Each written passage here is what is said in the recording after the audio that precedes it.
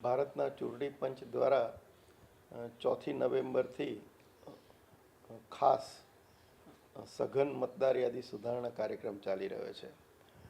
સમગ્ર ગુજરાતમાં ખાસ કરીને દ્વારકા જિલ્લાની આપણી 2 વિધાનસભા મત વિસ્તારમાં છે, એમાં અત્યારે બીએલઓ દ્વારા ઘરે ઘરે જઈ અને એન્યુમરેટેડ ફોર્મ વિતરણ કરવામાં આવે છે. આ ફોર્મ એવા છે કે જેનું હાલમાં મતદાર યાદીમાં નામ છે, જે લોકોનું, એ બધાની વિગતો પ્રી પ્રિન્ટેડ સાથે કરી અને ઘરે ઘરે બીએલઓ 2 નકલમાં ફોર્મ વેચી રહ્યા છે.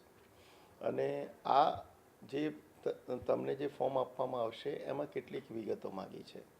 એટલે ખાસ કરીને આપણે 2002ની મતદાર યાદી છે એની સાથે આપણા મતદારોનું મેપિંગ કરવાનું છે.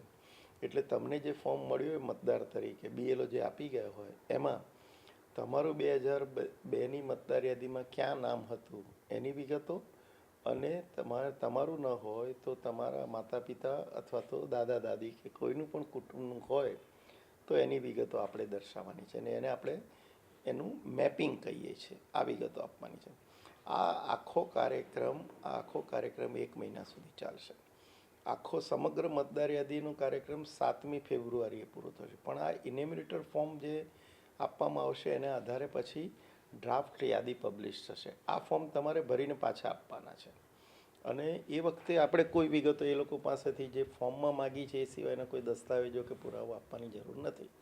પરંતુ ત્યાર પછી એ ફોર્મની ચકાસણી થશે અને જરૂર લાગશે એવા કિસ્સાઓમાં મતદાર નોંધણી અધિકારી નોટિસ આપશે અને પુરાવો રજૂ કરવા જણાવે તો એ આપવાના છે. આ સઘન સુધારણા જે મતદાર યાદી થઈ રહી છે એનો ભાગ છે. ત્યાર પછી ડ્રાફ્ટ યાદી પ્રસિદ્ધ થશે. એ પછી જે આપણે રૂટીન કોર્સમાં જેમ નવું નામ ઉમેરવાનું હોય તો ફોર્મ 6 નંબર આપીએ છીએ, ફોર્મ 7 નંબર ડિલીટ કરવાનું હોય તો ભરીએ છીએ, શિફ્ટિંગ માટેના આપણે ફોર્મ ભરીએ છીએ નિયત નમૂનાના, એ ફોર્મ ભરીને કાર્યવાહી કરવાની રહેશે. સાથે સાથે જો નવું નામ ઉમેરવાનું હોય તો એક ડેક્લેરેશન પણ આપણે આપવાનું થાય છે. આ બધી વિગતો બીએલઓ તમને બધાને ઘરે ઘરે જ્યારે આવી રહ્યા છે ત્યારે સમજાવે છે.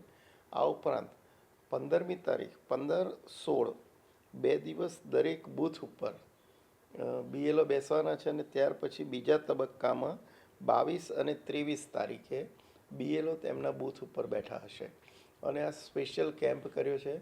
આ સમય દરમિયાન તમારે કોઈ પણ મતદાર યાદીને લગતો કંઈ પ્રશ્ન હોય, પોતાનું નામ મતદાર યાદી એટલે જૂની મતદાર યાદી 2002ની એમાં કંઈ શોધવું હોય, વિગતો મેળવવી હોય, સમજવું હોય તો એ બધી વિગતોને માર્ગદર્શન આપશે.